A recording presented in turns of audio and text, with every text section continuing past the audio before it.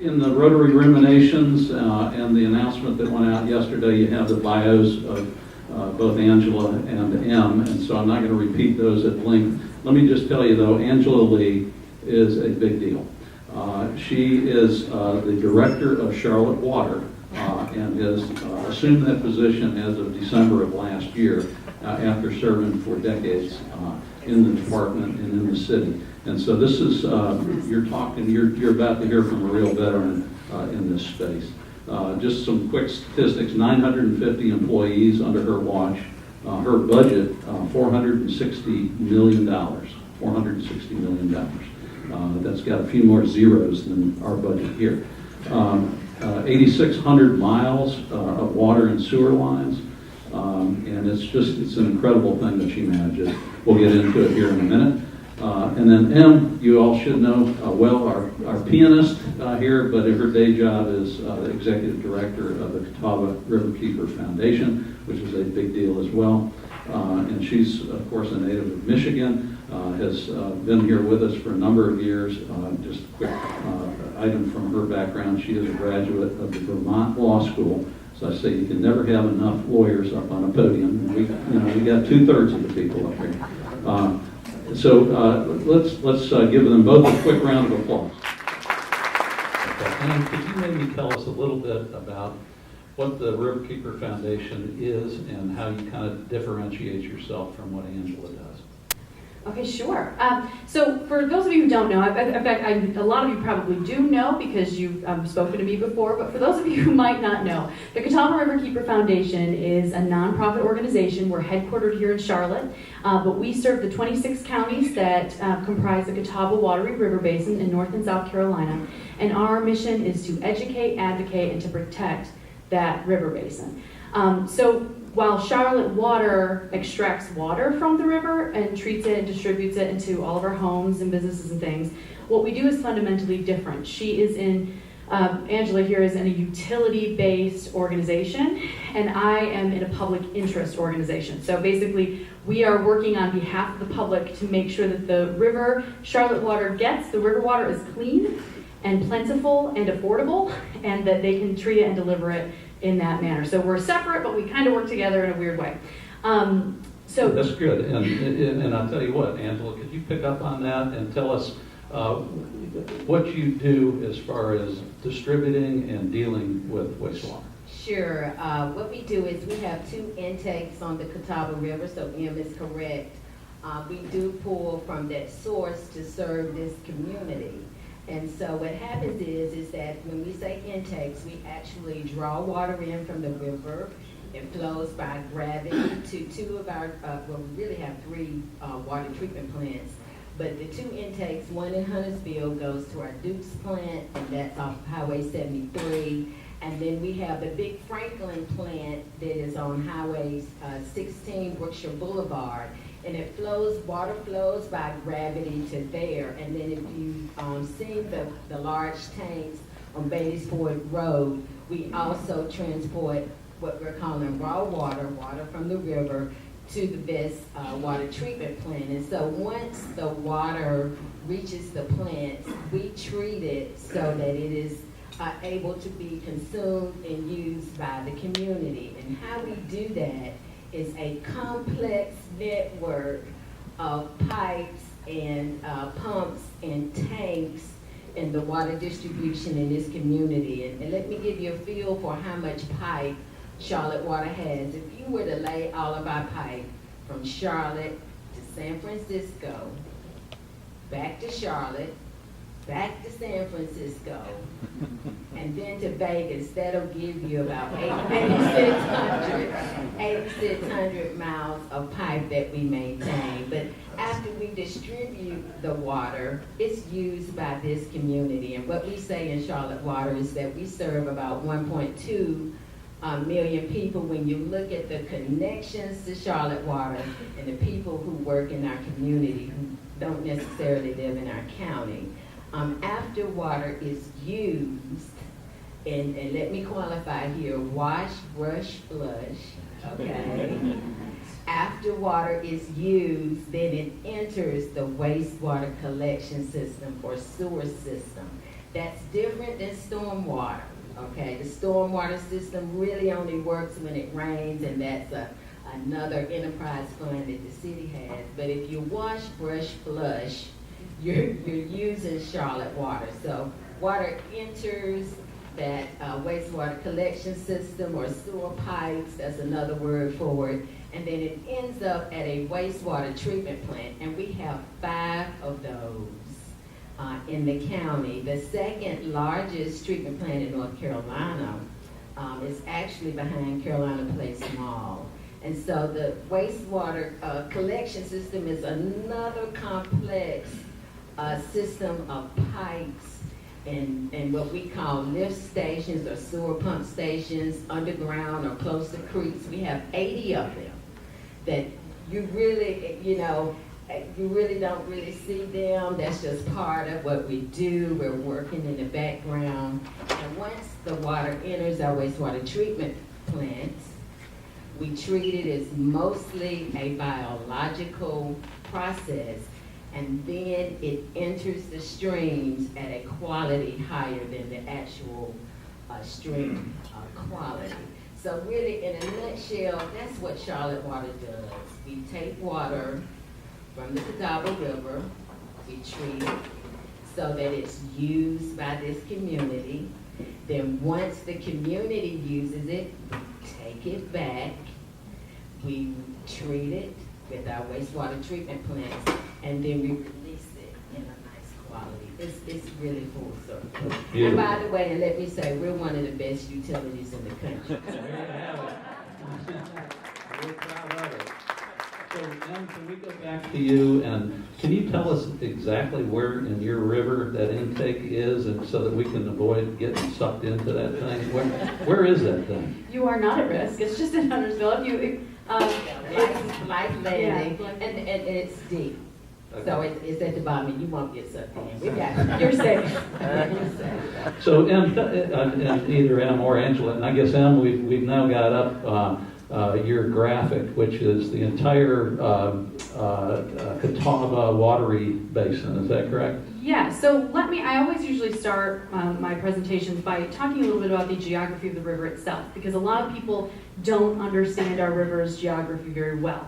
So at least once a week someone comes up to me and says, well, I don't live on Lake Norman, or I don't live on the Catawba River, I live on Lake Norman. And I have to inform them that they actually do live on the Catawba River. So here's where we are. So this is a map of the Catawba Watery River Basin. It changes names in South Carolina, but it's the same river. It's 225 miles long. It runs from Ridgecrest, North Carolina, to Lake Marion, South Carolina. It contained in or touches 26 counties. It's in both North and South Carolina. We have 11 lakes. We call them lakes, but in actuality, they're impoundments. There are no natural lakes in our river basin. And so our impoundments, our lakes, they are the river. We have 14 dams, so just a few more dams than we have impoundments, which is, again, kind of unique.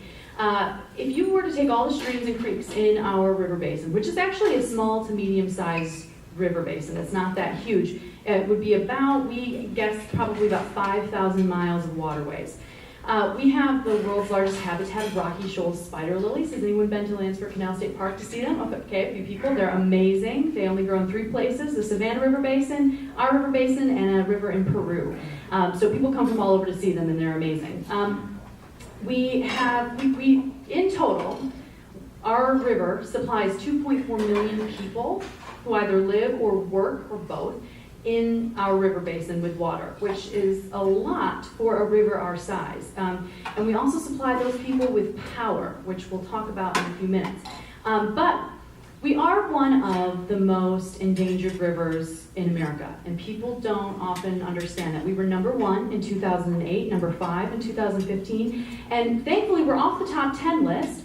But American Rivers assures me that if there was the top 11 list, we might be on it. But I know what we're doing is working, right? We're headed in the right direction. That's what we want to see. And so we can talk a little bit about that later. But this is a map of the top half of the river basin. So from our headwaters up in the mountains down to Mecklenburg County, the state line, where our river basin ends. And I extracted this from the North Carolina 2010 Impaired Waters list, not because I want you to see impaired waters, but because it's a really good map, actually. But the red marks on that map are impaired waters as of 2010. I believe as of 2018, 100% of the creeks in Mecklenburg County are considered impaired, which means they're not fit for prolonged human contact. So one of the things that we are trying to work on is improving that quality. As in urban streams and creeks, we want that to be of high quality. So that's one thing that we're working on. But hopefully that gives you a good picture. Yeah, that's great. And Angela, could you maybe talk to us a little bit about who actually uses water in your district and how they use it? Sure. We have 285,000 accounts, and 88% of those accounts are residential accounts. So that would be, accounts to serve our population. About 3% is industrial, what we would classify as industrial users. Then the rest in between would be schools, hospitals, different types of, institutions. But the vast majority of the water really goes to service people. Okay, and then how about just industry-wise and volume-wise? I mean, do you have a sense about? Are the residential use? How much is the residential use relative to the commercial? It would be 88% of 107 million a day. Okay. So we average, and that's about what we're pumping right now. Just if you look at it from an annual average, about 120 million gallons a day we pull from the Catawba River to service the Charlotte-Mecklenburg region. Before we go back to M, tell us a little bit about the economics of all of this. How are we paying for this? And I've seen some of the charts that you put out, and that water actually, on a relative basis, is a whole lot cheaper than gas, electric, and cell phones, right? Yeah, sure. Of course, we are an enterprise fund of the City of Charlotte, which means we work off of water sewer rates, not off of property taxes or any other types of taxes. And so that's how we fund Charlotte Water. The average bill is around $60. $1 will buy you 267 gallons of Charlotte water. So we always, we always say, drink tap water. Nothing against our competitors there, but it is really economical, and that's really how we fund the water sewer system in this county. And it's by paying those bills monthly, those water sewer rates. Great. And Yeah. so Em, I was telling Em earlier that I grew up in Cleveland, Ohio, where the Cuyahoga River flows right through downtown Cleveland. When I was in high school, it caught on fire. So when I think of polluted rivers, I'm kind of thinking of that. I also lived in Florida for a while, and some of that Apalachicola Basin is basically picked clean before it now gets down to the Gulf of Mexico. And so I think of us here as being very fortunate that we have a great volume of water that comes through us. If you look up there, there's not that much population north of us. And so the question, Em, is why is it that this river is considered the most endangered river east of the Mississippi? So when they categorize endangered rivers, they do so in kind of like a threefold way. They look at water quality, water quantity, and what they call water security, which are the laws and policies that govern water of any given locality.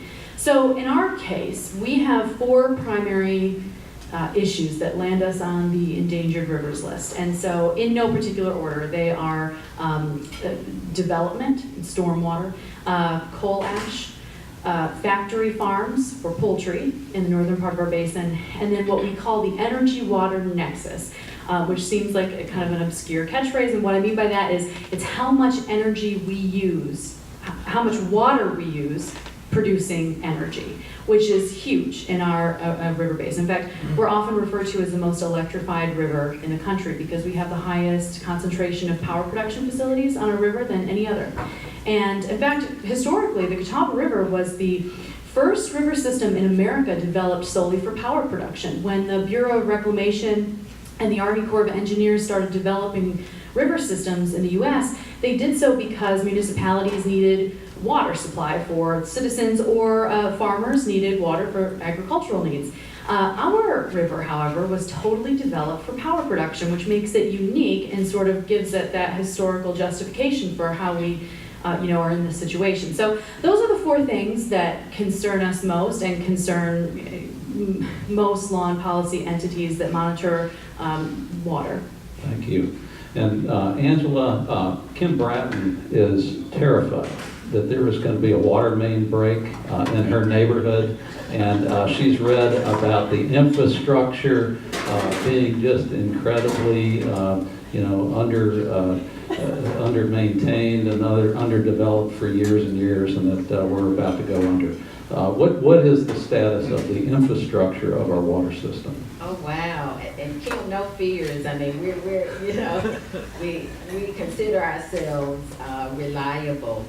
We do have a rehabilitation program for our water and sewer pipeline infrastructure. We also have that for our water and wastewater treatment plants. So, for example, for our sewer system or wastewater collection system, we do about $20 million a year in rehab in this community. And on the water side of the house, it's a little less expensive, per foot. We do about $14 to $15 million a year in rehabbing our infrastructure. That is so important because when you look at national news stories like Flint, Michigan and other areas, water rehabilitation and wastewater rehabilitation is just something that a water wastewater utility needs to do. Our efforts are to increase. We have a goal of what we're calling a 1% renewal rate. That's like a best practice in our industry. And we're sitting at about 0.5% of that right now. But we're over time, as long as we have support for rate increases and all that kind of good stuff, we want to continue to rehab and reinvest more into our water and wastewater system in the region. Could I have a follow-up question? Certainly. So how old are the pipes under Charlotte? We have some, yeah. The question is, how old are the pipes under Charlotte? We have some pipes in the ground from the 20s who don't give us any problem at all. So age is an issue, but age isn't necessarily the overriding factor. It could be construction practices, it could be actually pipe type. But Charlotte Water's been around since the late 1880s. When I worked at the Beam back there, I pulled out a piece of pipe from 1889. But that's where the water rehabilitation comes in, because we can go in and we evaluate age, we evaluate frequency of leaks, we look at pipe type, and we methodically, there's a method to the madness, we methodically go in and rehab our system. I'm telling us that age is not an impediment, it is a well-received. It's not the overriding factor. It's a factor, but not the overriding factor. So I'm going to ask you both a question and kind of do it sequentially so you can be thinking about it, because I hadn't asked them to think about it. But Em, I'm going to ask you about ploggers and stuff that you sometimes pull out of the river.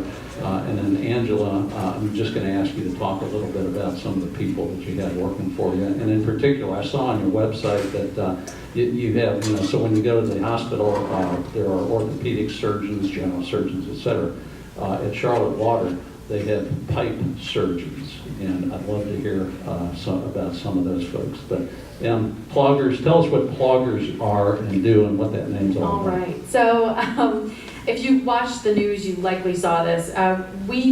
One of the programs we have at the Riverkeeper Foundation to combat some of the pollution from stormwater runoff into our streams and creeks is to do river cleanups, river sweeps on streams and creeks, and also our impoundments.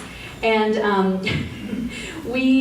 last year alone, by the way, we got 74,000 pounds of trash from the Catawba River, just the Riverkeeper Foundation. That doesn't account for any other tonnage brought in through Adopt a Stream or any other private entities doing cleanups. That's just us, 74,000 pounds. Well, we have a group called the Young Allies of the River. It's sort of like a young professionals club for people who support the Riverkeeper Foundation. And they did an event called plogging. It's something we got from Sweden, from the Swedish words pluck up, to pluck up. So we partnered with the Noda Run Club, and we met at Noda Brewery, and we sent everyone out in different directions with a bag, and they would run 3, 4, 5 miles, and as they would run, they would pick up trash along the streets, in ditches and things. And I mean, we got an exceptional amount of trash just from that event, but that's all stuff that we prevented from going into our water. So it was a good Great event. stuff. And while Angela's talking, I want you to tell us the weirdest thing that was plucked out of the actual Catawba River. Okay, Angela, you're up. Tell us about your people. Oh, we have absolutely the best people, the best water employees in the nation. And they, our folks really are not recognized for the good work that they do. We have folks working 24/7. We are a large water system. We're the 17th largest in the country. So it requires people to make our system work. And, I always tell our folks, I love Charlotte Water, but I love the people behind the water more because of what they do and the sacrifices that they make every day. We have folks from GEDs to PhDs, right, working in our utility, and all of them have one common thread, and that is a love for water and a commitment to this community. So I just love our people. Okay, and we'll take a couple questions right after, but tell us, what's the weirdest thing coming out of the river? We get a lot of weird stuff. We get 9 shopping carts one time out of one stream cleanup. We get hundreds and hundreds of tires a year. We have a gentleman who collects balls, sports balls that wash their way down to South Carolina. He's gotten 20,000 of them. But the weirdest thing that we plucked up was actually in a brewery employee stream cleanup. They actually found a 4-foot tall, it was a 4-foot tall clown doll. It had a porcelain face. It was very frightening. But, leave it to the brewery folks to get the weird stuff. There you have it. I'm telling you what. Okay, questions? Yes, Herb. There was a very big controversy in the eastern part of the state with Gen X on the Cape Fear River. What do we do to prevent that on the Catawba? And how do we measure, make sure that something like that doesn't happen? Question is, how do we prevent, I've got to repeat these real quickly, how do we prevent what happened in some of the Eastern European, or Eastern North Carolina rivers relative to here? Yes, we are doing a lot of testing, and maybe Em can talk more about prevention. Right now, we have not found Gen X, okay? But we are testing for that and other, what is called emerging contaminants in the source water, just to make sure that we have our treatment processes in line to eliminate anything there. But yes, there's a lot of testing that we conduct as a part of business because we do pull from the river. And a quick follow-up from you, and also what you're doing, you do some testing of public water fountains and things of that sort. Well, yes. Then we're going to MAC. Our riverkeeper staff, they're our boots on the ground. They're constantly out patrolling in boats and kayaks, and they do 2 aerial patrols in small aircraft per month of our entire basin. And then they do water sampling, sediment sampling. But one thing we are doing is we're partnering, the Riverkeeper is partnering with 5 colleges and universities and U.S. Geological Survey to do a study of contaminants of emerging concern, like she said. So the things that may evade treatment that we don't want in the water. And they're going to stay up and field questions from any of you afterwards. Mac, you got the last question. Angela, you mentioned that we're pumping an average of 120 million gallons a day now. What's the maximum that you can pump, and look into the future, out 50 years? What's the capacity of the river to support our growth for 50 years? Okay, you asked me a question that I don't know right off. I know it's over 200 million. And the Catawba Water Management Group is a group of 18 utilities plus Duke Power to look at the capacity of the river and to make sure that it sustains our region. Right now, what we're hearing from that group is that we have good sustainability until year 2100. That doesn't mean we run out of water at 2100, but that does mean that what we need to do in terms of long-term planning, you know, look at utilities, look at the efforts and processes to continue the river being in a condition where we can support our community. So with And that, I'll get with you on the maximum we can pull out. we'll mail that to you, Mac. We'll mail the study to you. What, everybody's pointing to somebody in the back. Yeah. Just one more thing. Right now, Well, hold on a second. We're going to shut this down. I'll tell you what. We got come up, talk with these folks because they're going to be here. They're not going anywhere, and neither are the folks who are going to talk about Interact and Rotaract. We're going to be down at Studio 2, so head down that way. I will remind all of the folks, the scholarship recipients, about the picture over in this direction. If you would join me in giving a big round of applause to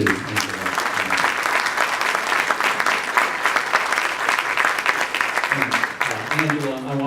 I wanted you to know I didn't touch a drop of this bottled water. I'm only drinking Charlotte's finest here today. And so the other thing I thought was pretty cool in your video was, and I'm sure everyone, a lot of people here picked this up, 90% of beer is water. So, you know, very cool. Anyway, please join us next week. We've got a great program next week. Benton Bragg has signed up. Jim Morgan, who's the former chairman and CEO of Krispy Kreme. The last time he was here, he brought Krispy Kreme donuts. I don't think he's going to bring them this time, but be there anyway. It'll be fun to listen to. We're adjourned. Thanks.